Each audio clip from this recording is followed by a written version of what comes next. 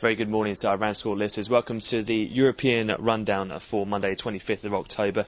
Just coming up to around 10 o'clock now here in London. In terms of the Asian session and the European Open, very much dominated by the same theme as last week, and that is a further aggressive potential of QE from the Federal Reserve in their November 2nd and 3rd meeting.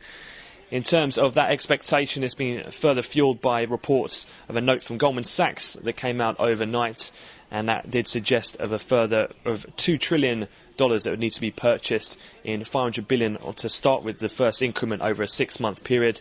And in a worst-case scenario, Goldman's chief US economist believes that they could embark on as much as $4 trillion worth, so a lot more than what was suggested only around a week ago.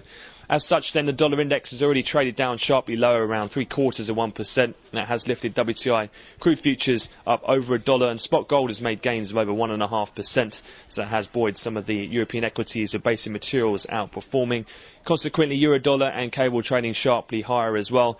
And elsewhere in the currency markets, definitely worth noting that dollar-yen has breached a fresh 15-year low. We printed a low of around 80.40 at the moment, so we've already taken out those barriers at 80.50, and huge barriers are touted at the 80.00 level. And if that were to be taken out, then most participants will be keeping a very close eye on the all-time lows, which are seen around 79.74.